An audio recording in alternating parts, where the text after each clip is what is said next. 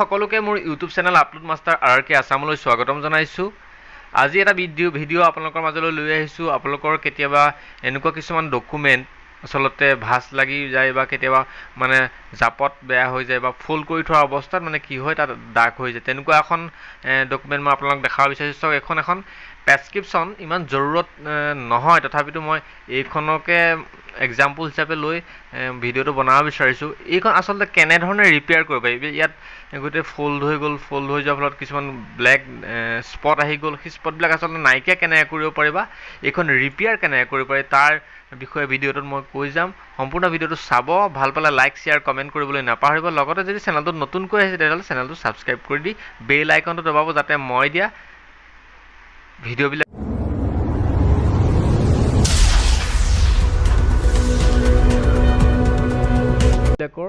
Notification আপোনালোকে পাবলৈ সক্ষম হয়। বলক এতিয়া ভিডিঅ'টো আৰম্ভ কৰোঁ। আমি আপোনাৰ যিখন বেড কাগজ বা বেয়া যিখন কাগজ আছে, যিখন ৰিপেয়াৰৰ প্ৰয়োজন আছে, সেইখন ৱৰ্ডৰ জৰিয়তে আমি কেনেধৰণে আচলতে কৰিব পাৰোঁ, ৱৰ্ডৰ জৰিয়তে আমি কৰিবলৈ চেষ্টা কৰিম। ৱৰ্ড ফাইলটো আপুনি খুলি ল'ব লাগিব। খোলাৰ পাছত আপুনি নিশ্চয় দেখিছে ওপৰৰ টাইটেল বাৰত home, insert, page layout, reference এনেকুৱা ধৰণৰ অপশ্যনবিলাক আছে। আপুনি ইনচাৰ্টত ক্লিক কৰিবলৈ, ইনচাৰ্টত ক্লিক কৰাৰ পিছত আপুনি ইয়াত থকা পিকচাৰ যিটো অপশ্যন, পিকচাৰ অপশ্যনটোত আপুনি ক্লিক কৰি দিব লাগিব। ক্লিক কৰি দিয়াৰ লগে লগে আপুনি এনেকুৱা এটা ইণ্টাৰফেচ পাব। আপোনাৰ ডকুমেণ্টটো য'ত আছিল ত'ত আপুনি ক্লিক কৰি দিব। মোৰ ডকুমেণ্টটো ডেস্কটপত আছিল, সেইবাবে মই ডেস্কটপটো ক্লিক কৰি দিলোঁ। ডেস্কটপটো ক্লিক কৰি দিয়াৰ লগে লগে ডেস্কটপত থকা যিমানবিলাক ফটো ডকুমেণ্ট আছিল সকলোবিলাক আহি যাব। আপুনি আপোনাৰ যিখন ৰিপেয়াৰ কৰিবলগীয়া ডকুমেণ্ট, যিখন আপোনাৰ ভাঁজ লাগি গ'ল বা ব্লেক স্পট পৰি গ'ল, সেইখন আপুনি চিলেক্ট কৰি ইনচাৰ্ট কৰি দিব ৱৰ্ডত। ইনচাৰ্ট কৰি দিয়াৰ পিছত এনেকুৱা যিটো ফটোখনৰ যিটো ফৰ্মেট হয়, ফৰ্মেটটো ইয়াত অপশ্যনৰ ওপৰত টাইটেল বাৰত ওলাই যাব।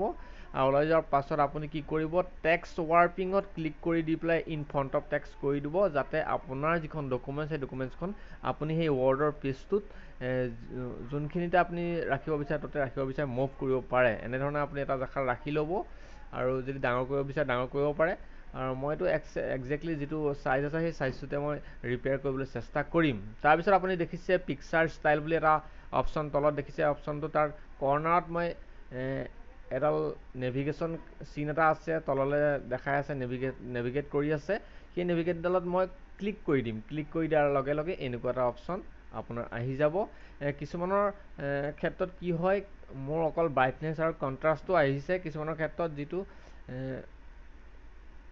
শ্বাৰ্পনেছ যিটো অপশ্যন থাকে, শ্বাৰ্পনেছ মানে অলপ কাঢ়া কৰি দিব পাৰি আখৰবিলাক, সেই শ্বাৰ্পনেছ অপশ্যনটো আহি যাব। তাৰপিছত মোৰ এতিয়া শ্বাৰ্পনেছটো নাই, সেইবাবে মই কি কৰিম, কণ্ট্ৰাষ্টটো সম্পূৰ্ণৰূপে ইয়াত বঢ়াই দিম। কণ্ট্ৰাষ্টটো বঢ়াই দিয়াৰ লগে লগে আপোনাৰ যিটো ডকুমেণ্টছ আছিলে ডকুমেণ্টটো ৰিপেয়াৰ হৈ যাব। চাওঁ মই কেনেধৰণে আচলতে কণ্ট্ৰাষ্টটো বঢ়াই দিম।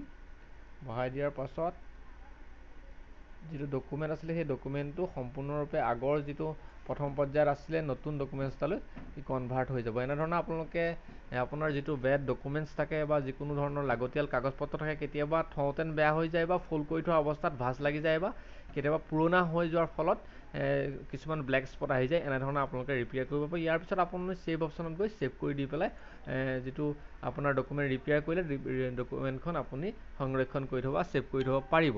এনেধৰণে আচলতে আপুনি এখন পুৰণা ডকুমেণ্টছ সম্পূৰ্ণৰূপে ৰিপেয়াৰ কৰিব পাৰে ৱৰ্ডৰ ডকুমেণ্টছৰ সহায়ত। যদি ভিডিঅ'টো চাই ভাল পালে তেতিয়াহ'লে লাইক শ্বেয়াৰ কমেণ্ট কৰিবলৈ নাপাহৰিব। লগতে যদি চেনেলটো ছাবস্ক্ৰাইব কৰা নাই তেতিয়াহ'লে চেনেলটো ছাবস্ক্ৰাইব কৰি বেল আইকনটো দবাব, যাতে মই দিয়া এনেধৰণৰ ভিডিঅ'বিলাকৰ নটিফিকেশ্যন আপডেট আপুনি পাই থাকিবলৈ সক্ষম হয়। আজিলৈ ইমানেই। জয় অসম।